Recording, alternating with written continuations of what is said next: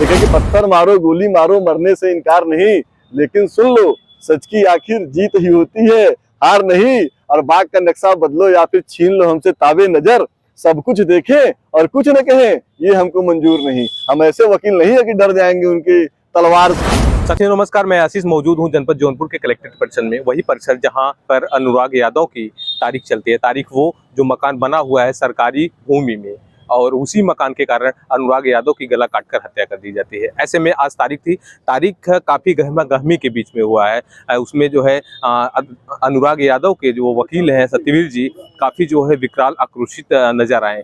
इसमें वो लालता के वकील को ये उकसा रहे थे बहस करो, लेकिन वो जो है कि इससे हट रहे थे, कतरा रहे थे। ऐसे में लालता के वकील जो है कि एक वहाँ से निकलते हैं और एक फ़ोन करते हैं। वहाँ पे एक कोरा कागज आता है, उस कागज़ पे कुछ लिखते हैं और तहसीलदार के समक्ष प्रस्तुत करते हैं। तो सत्यवीर जी थे, उन्होंने भी कुछ फ़ोन किया और कुछ अपने सीनियर अधिवक्ता को बुलाया और वो भी आते हैं। इसमें कुछ बात होती है। बात ये होती है कि उनको एक मौका और देखा जाए तो और दिया जाता है, लेकिन वो मौका कोरे कागज पे लिख के दिया जाता है कि 13 तारीख को आप या तो बहस करेंगे, नहीं तो अगर कतराते हैं, बहस नहीं करते हैं तो 13 तारीख को ही निर्णय दे दिया जाएगा। ऐसे में अगर वो 13 तारीख को निर्णय आ जाता है, नहीं तो अगर वो बहस करते हैं, बहस के बाद हो सकता है एक तारीख और पड़े और इसके अगली तारीख को कुछ निर्णय मिल जाए। ऐसे में सत्यवीर जी हैं, हम उनसे बातचीत करते हैं और आपके साथ साझा करते हैं। सत्यवीर जी, आज तारीख थी अनुराग के केस में और आज उम्मीद थी कि फैसला आ जाएगा, क्या कुछ हुआ आज?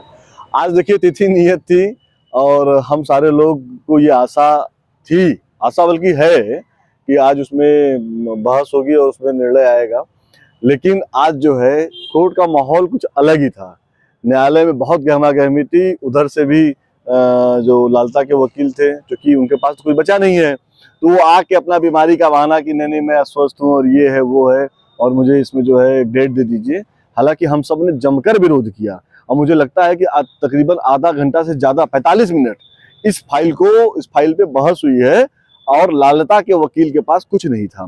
हम लोगों ने, सब लोगों ने मिलकर यह मांग की कि नहीं इसको जो है आज आदेश में जाएगी।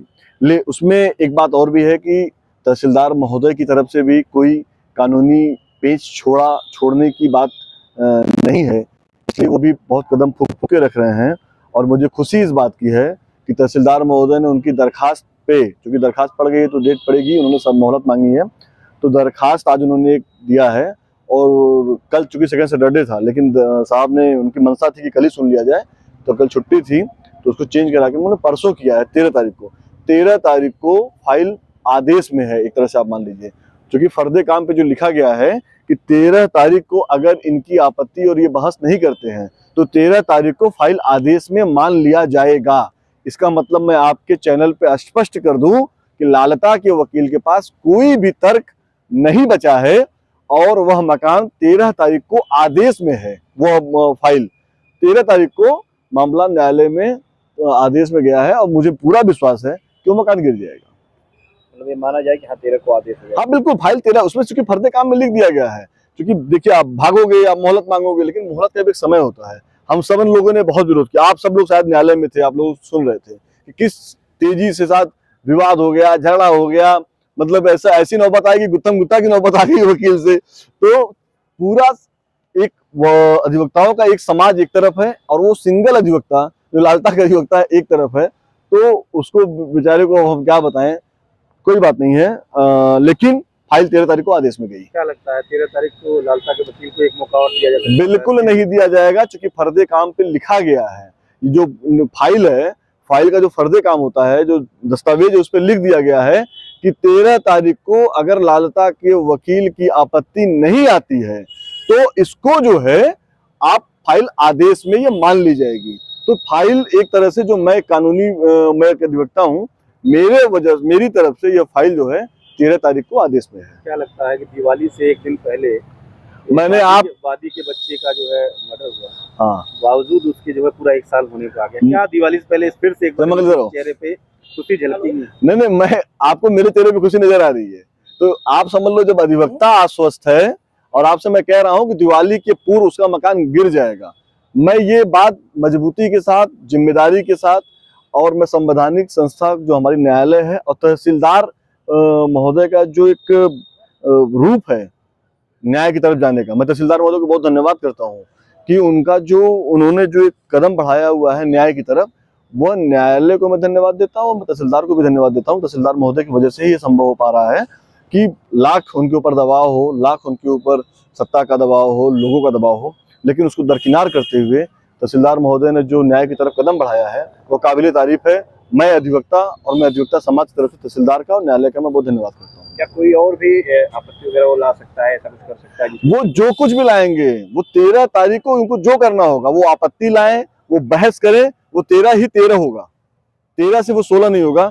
मैं ऊपर वाले से प्रार्थना करता हूँ कि कोई ऐसी आपदा और विपदा ना आए कि उस दिन बाहर कलेक्ट्रेट चले, मतलब कोई हड़ताल और कोई कंडोलेंस ऐसी नौबत ना आए। अगर 13 तारीख को ये चलेगा तो 13 ही आखिरी तारीख है। 13 तारीख को उनको बहस करना है, उनको जिरह करना है, उनको आपत्ति देनी है, जो कुछ भी करना है वो 13 को कर सकते हैं। 13 के बाद वो फाइल स्वतः वो आदेश में है, वो कोई आदेश की एक डेट आ जाएगी, वरना 13 तारीख की फिर डेट में है।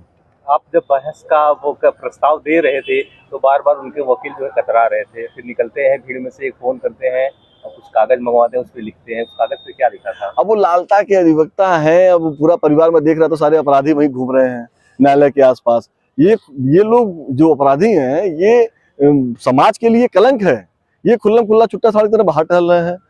ऐसे लोग ये हो सकता है मेरे ऊपर भी प्रभाव डालने का प्रयास कर रहे हैं खड़ा करके। अरे तलवार से गला काट दिया तो हो सकता है मुझे डराने के लिए भी लेके आ रहे होंगे।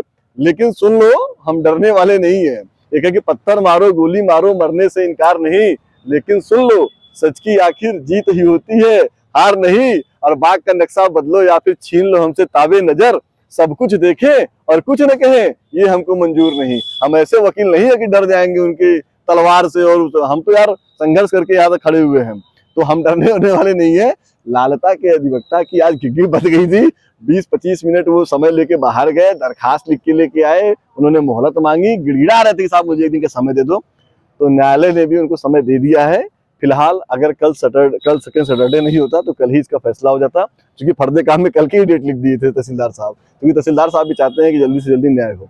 तो वो, लेकिन कल सेकंड सैटरडे है, परसों संडे है, अगले 13 तारीख को वो फाइल आदेश में है, उस पर बहस करनी है, जिरह करना है, जो कुछ करना है।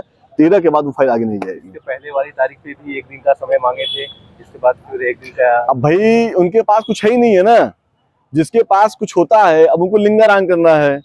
अब 12 महीना होने को है तो लिंगारान कर करके यहाँ तक पहुंचे हैं। उनको ये नहीं पता है कि मैं सत्यवीर सिंह हूँ। अब उनको ठीक से किसी अधिवक्ता से उनका पाला पड़ा है। ये दलाली मुर्दाली वहां नहीं चलेगी जाके कि आप वहां खड़े होकर बात करेंगे। मैं किसी को व्यक्तिगत मैं टिप्पणी नहीं कर रहा हूँ, लेकिन एक ऐसे बच्चे का गला काट के हत्या हुई है, जिसका हम सब लोग को दर्द है, तकलीफ है। हम सब लोग की संवेदना उस बच्चे के साथ है, उस बच्चे के परिवार के साथ है। हम मजबूती के साथ, हम सारा कलेक्ट्रेट अधिवक्ता संघ ही नहीं, जितने भी हमारे अधिवक्ता साथी हैं और जितने भी समाज के लोग हैं, सब लोग खड़े हैं। मुझे खुशी है कि 13 तारीख की फाइल आदेश में गई है और न्याय अनुराग को मिलेगा।